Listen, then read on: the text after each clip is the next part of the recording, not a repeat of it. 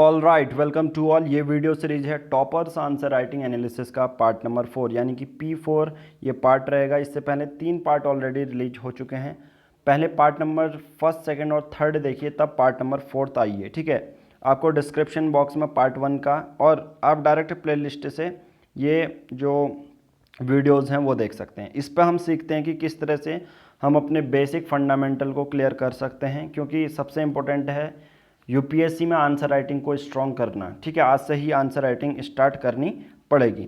Okay ना, IAS, IPS और IFS बनना आप पे डिपेंड है। वो भी one of the major factor यही रिस्पॉन्सिबल रहता है कि आपकी रैंक जो मैटर करती है वो आंसर राइटिंग के ही बेसिस पे करती है ना। ये सीरीज उसी के लिए है कि आपको पूरा अच्छे से टॉपर्स की आंसर राइटिंग को एनालिसिस करते हैं हम इसमें, और आपको बताते हैं कि किस तरह से आप अपनी आंसर राइटिंग को और ज़्यादा इम्प्रूव कर सकते हैं।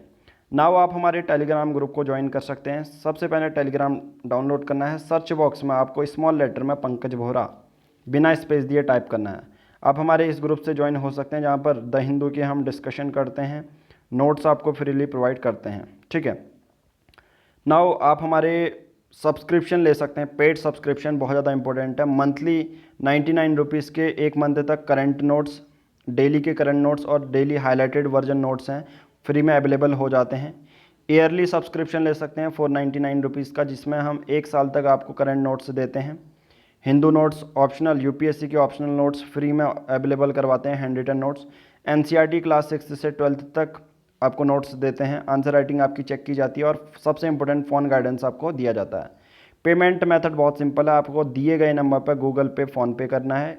पेमेंट की स्क्रीनशॉट व्हाट्सएप में हमें सेंड करनी है। फिर हम आपको एक प्राइवेट ग्रुप में, टेलीग्राम के प्राइवेट ग्रुप में ऐड करेंगे। जैसे एक ईयरली करंट नोट्स और yearly study material. Study material में देखिए, जैसे हम पब्लिक एडमिनिस्ट्रेशन का ऑप्शनल नोट्स है, ठीक है, एंथ्रोपोलॉजी के पूरे नोट्स हैं, और जो एग्रीकल्चर के हैंड रिटन नोट्स हैं, केमिस्ट्री ऑप्शनल, मैथ्स ऑप्शनल। ठीक है, तो ये सब पीएसआईआर, ये सब हम नोट्स ऑलरेडी शेयर कर चुके हैं। ठीक है, और क्लास 6th to 12th है एनसीईआरटी नोट्स भी। बाकी ये आंसर राइटिंग चेक की जाती है ये पूरे हमारे पेड ग्रुप में, और डायरेक्ट इनका देखिए वॉइस नोट सॉल्यूशन भेजा जाता है। तो आप अगर ये वीडियो सीरीज देख रहे हैं तो आपको ज़रूर ज्वाइन करना चाहिए ईयरली सब्सक्रिप्शन जो पेड ग्रुप है। बहुत कम इन्वेस्टमेंट आपको करनी है और आपके आंसर राइटिंग बहुत ज़्यादा स्ट्रॉन्ग बन जाती है। हम डायरेक्ट अपना गाइडेंस और क्रिटिकली आपके आंसर को एनालाइज करते हैं कि क्या कमियां हैं। ठीक है, ओके नाउ आज का डिस्कशन करते हैं। सबसे पहले UPSC general studies paper 2 parliament से रिलेटेड है, पंचायती राज से रिलेटेड है। ओके, सबसे पहले क्वेश्चन का फॉर्मेट देख लीजिए कैसा है। देखिए, सबसे ऊपर क्वेश्चन 150 शब्दों का लिखना है और 10 मार्क्स का लिखना है। हिंदी और इंग्लिश दोनों में आता है, और यस ऐसा ही सेम क्वेश्चन ही यूपीएससी मेंस में पूछा जाता है। अब देखिए क्वेश्चन को थोड़ा सा मैं जूम आउट करूंगा, और यहाँ पर देखिए कितना ज़्यादा क्लीन राइटिंग लिखी गई है। यहाँ पर पूरे बताया गया है कि अगर कहीं पर भी आप 20 से भी पढ़ते हैं तो पता चल जाएगा कि यस ये चैलेंजेस हैं, ये वे फॉरवर्ड है। ठीक है, ओके, बेनिफिट ये हैं, ये सब हैं। तो ये तो था नीट एंड क्लीन वाला। और किस तरह से आपको अपनी, ये देखिए जो मेंस A4 साइज होता है उसका कुछ पार्ट छोटा रहता है। ठीक है, यहाँ पर ब्लैंक होता है, आप घर में भी बना सकते हैं। बाकी आप हमारी टेलीग्राम ग्रुप से, जो फ्री ग्रुप है, वहाँ पर से इसकी ब्लैंक सीट डाउनलोड कर सकते हैं। ये देखिए UPSC answer writing format blank seat. ठीक है, आपको यहाँ पर मिल जाएगी। डिस्क्रिप्शन में आपको टेलीग्राम ग्रुप का लिंक मिल जाएगा, तो वहाँ से डाउनलोड कर सकते हो। तो सबसे पहले हमने ये कर लिया। ओके, नाउ मैं आपको क्या करूँगा, बताऊँगा कि किस तरह से आप अपने आंसर राइटिंग को लिख सकते हो। सबसे पहले क्या करो, देखो, और ये जो फॉर्मेट है वो सभी में एप्लीकेबल होता है। ठीक है, देखो आपको अगर तीन पार्ट पहले के 3 पार्ट आपने देखे हैं तो आप एनालाइज कर सकते हो कि हम क्या बता रहे हैं। सबसे पहले किसी भी क्वेश्चन को आंसर करने के लिए पहला स्टेप यही है कि क्वेश्चन को ब्रेक कर लीजिए, पार्ट 1 में, पार्ट 2 में और पार्ट 3 में।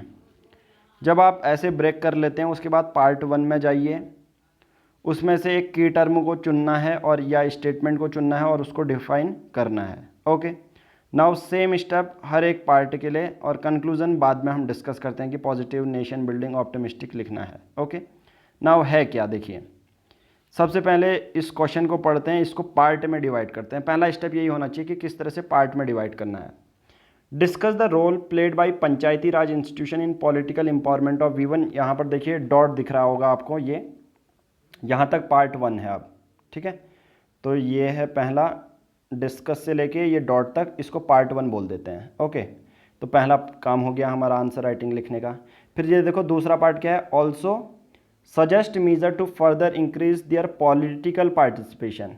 तो यहाँ पर से ऑल्सो से डॉट तक P2 हो गया। तो पहला स्टेप देखिए हमारा कंप्लीट हो चुका है, यानी कि हम अपनी आंसर राइटिंग को अच्छे से परफॉर्म कर रहे हैं। तो क्वेश्चन 1 हमारा पार्ट 1 ये पहला स्टेप कंप्लीट हो गया। अब उसके बाद कुछ नहीं करना। अब जब पार्ट 1 चुनना है उसके बाद एक की टर्म चुनना है, उसको डिफाइन कर देना है। और ऐसा ही देखना टॉपर ने भी किया होगा, जो हमने पूरा ये एनालिसिस किया है, और हर एक क्वेश्चन में ये फिट बैठेगा, ठीक है। जो हम ये कह रहे हैं आपको, इससे आंसर राइटिंग का फॉर्मेट ही पता चल जाएगा, आपका यही समझ में आ जाएगा कि क्या आंसर राइटिंग कितनी ज़्यादा ईजी हो सकती है अगर अच्छे से समझाया जाए तो। देखो अब हमने कहा कि पार्ट 1 में ब्रेक कर लिया, पहला स्टेप कंप्लीट। हमने कहा था कि पार्ट 1 से अब की टर्म चुनो। अब देखो क्या क्या की टर्म है, discuss the role played by Panchayati Raj institution, जो लग रहा है उसको गोल कर दो, ठीक है। पॉलिटिकल एम्पावरमेंट ऑफ वीमेन, ठीक है। अब ये है, तो सिंपल सी बात है, आप किसको समझाएंगे, ऐसा क्या होगा आपके मन में कि की टर्म है, यहाँ पर पंचायती राज इंस्टीट्यूशन है ना, तो ये तो इन पॉलिटिकल एम्पावरमेंट ऑफ वीमेन, ये तो आपको लग रहा है कि यस ये तो बॉडी पार्ट हम लिखेंगे, ये स्टेटमेंट है तो इसको हम एक बॉडी पार्ट की तरह समझाएंगे।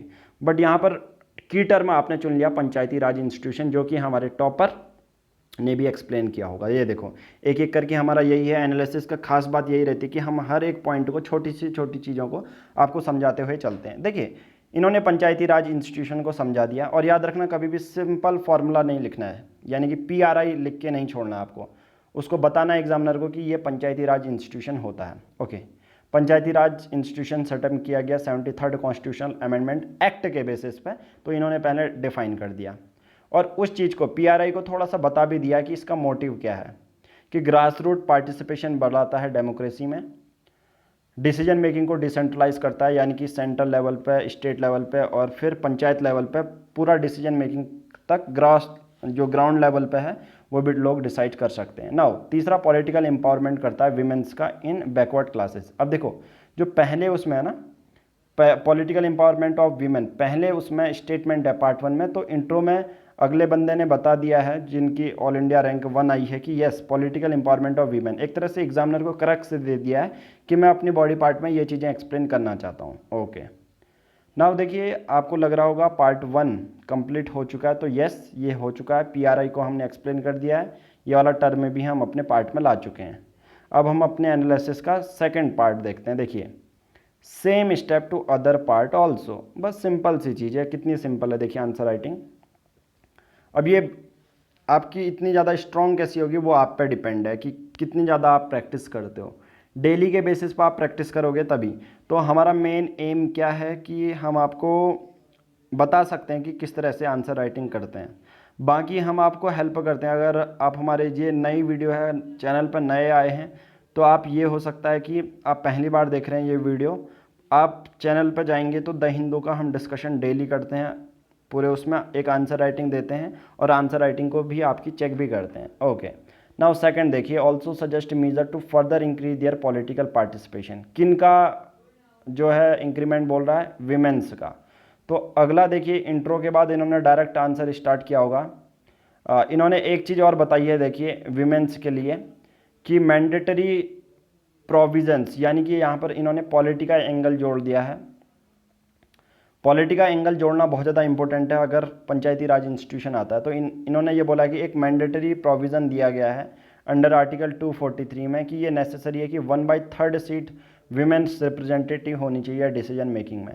तो इन्होंने यहाँ पर पॉलिटिकल एंगल, यानी कि जो पूछा गया है उससे बाहर नहीं गए हैं, बट उसी को पॉलिटिकल एम्पावरमेंट वीमेन बोल रहा है ना, तो उसी के लिए बता दिया है कि रिप्रेजेंटेशन 1/3 होनी चाहिए, और इन्होंने आर्टिकल भी बता दिया है। अब आप कहेंगे कि ये चीज़ें कहाँ से पता चलेंगी, ये NCERT में भी दिया गया है प्लस पॉलिटी की लक्ष्मीकांत में भी दिया गया है, तो ये आप इसको कर सकते हैं, ओके। नाउ देखिए बेनिफिट क्या क्या हैं जो कि रोल पार्टिसिपेट करता है। सबसे पहले विमेंस को पार्टिसिपेशन मिल जाता है, ज़्यादा से ज़्यादा विमेन सेंट्रिक जेंडर न्यूट्रल जो हैं लॉज बन जाते हैं, अच्छी शिक्षा अच्छा स्वास्थ्य वाला रूरल ग्रामीण भारत हो जाता है। बेनिफिट वही है, विमेन रिप्रेजेंटेटिव होते हैं। तो ये सब इन्होंने बेनिफिट बता दिए, बट चैलेंजेस कुछ आते हैं। तो जैसा हमने UPSC में बताया था, आपको किसी भी चीज़ को, अगर हम हमारे आप एडिटोरियल डिस्कशन देखते हैं तो हम आपको चैलेंजेस भी बताते हैं और आपको नेगेटिव चीज़ यानी कि उसके सॉल्यूशन भी बताते हैं और चैलेंजेस भी बताते हैं। तो जैसे इन्होंने बेनिफिट तो बता दिया कि अगर वीमेंस का पॉलिटिकल रोल है कि वीमेन का और ज़्यादा पार्टिसिपेशन बढ़ जाता है, वीमेन सेंट्रिक कानून बन जाते हैं, बट चैलेंजेस क्या हैं? चैलेंज ये हैं कि मेल डोमिनेशन बहुत ज़्यादा देखने को मिलता है पैट्रियार्कियल माइंडसेट के लिए। पहला ये है कि अगर ग्राम पंचायत में प्रधान जी अगर कोई महिला भी हैं तो मेल डोमिनेशन ज़्यादा देखने को मिलता है। आपने पंचायत देखना, अगर आप देखोगे तो पंचायत वेब सीरीज है अमेजॉन में, ठीक है, तो उस पर बहुत अच्छे से आप समझ सकते हो कि किस तरह से मेल डोमिनेशन ज़्यादा देखने को मिलता है। ज़्यादा से ज़्यादा ये बताया जाता है कि किस तरह से विमेंस महिलाएं अगर प्रधान भी हैं तो जो पुरुष ही ज़्यादा उस ग्राम पंचायत को चलाते हैं। नाउ ज़्यादातर प्रॉक्सी रिप्रेजेंटेशन देखने को मिलती है। प्रॉक्सी रिप्रेजेंटेशन जैसा मैंने अभी बोला, महिलाएं ग्राम प्रधान है तो उनके जो हस्बैंड होते हैं जनरली वो उनके बिहाफ में साइन करते हैं। ऐसा एक चैलेंज ये भी है कि ज़्यादा से ज़्यादा महिलाएं इलिटरेट हैं, शिक्षित नहीं हैं, तो इन्होंने चैलेंज दे दिया है कि ये एक चैलेंज है। दूसरा, एब्सेंट देखने को मिलते हैं मीटिंग्स में। ओके, तो ये चैलेंजेस हैं कुछ जो कि ओवरकम करने पड़ेंगे। ओके, नाउ लास्ट में इन्होंने वे फॉरवर्ड दे दिया, और वे फॉरवर्ड भी ऐसा जिसमें कि जो जुड़ा हो, यानी कि कंक्लूजन और वे फॉरवर्ड उसी के बेसिस पर होना चाहिए जो किस पे जुड़ा हो, जो आपके आंसर राइटिंग से जुड़ा हो। जैसे need to pass 108th amendment bill to provide reservation in the state legislature and parliament, ठीक है। तो 108th अमेंडमेंट एक्ट जो है, अमेंडमेंट बिल है, ठीक है। बिल कब एक्ट बनता है? जब बिल लोकसभा में पास होगा, राज्यसभा में पास होगा, देन प्रेसिडेंट के पास जाएगा तो वो बिल एक्ट बन जाएगा। तो सबसे पहले वे फॉरवर्ड यही है कि हमें 108वां अमेंडमेंट बिल को पास करना पड़ेगा जो कि स्टेट लेजिस्लेचर और पार्लियामेंट में महिलाओं को आरक्षण देता है। महिलाओं को जो रिजर्वेशन है वो सिर्फ ग्राम पंचायत में, ये याद रखना। बेटर एजुकेशन देनी चाहिए और लीडरशिप जो है पार्टिसिपेशन होना चाहिए ग्राम पंचायत के चेयरपर्सन में। तो ये सब इन्होंने पूरा आंसर 150 शब्दों में लिखा और 10 मार्क्स का ये कंप्लीट हो चुका है। तो जैसा कि आपको पता है कि हम हर एक आंसर राइटिंग में एक एक क्वेश्चन को डिस्कस करते हैं और वो क्वेश्चन अलग अलग जो है टॉपिक्स से होते हैं। हम ऐसा नहीं कि एक ही टॉपिक आपको छू रहे हैं, और हर एक टॉपिक में बताते हैं कि किस तरह से आपको आंसर राइटिंग करनी है, और हर एक क्वेश्चन में चैलेंजेस भी लिखने पड़ते हैं, सॉल्यूशन भी लिखने पड़ते हैं। तो इस वीडियो पार्ट में इतना ही। ज़्यादा से ज़्यादा लाइक कीजिए और शेयर कीजिए। धन्यवाद।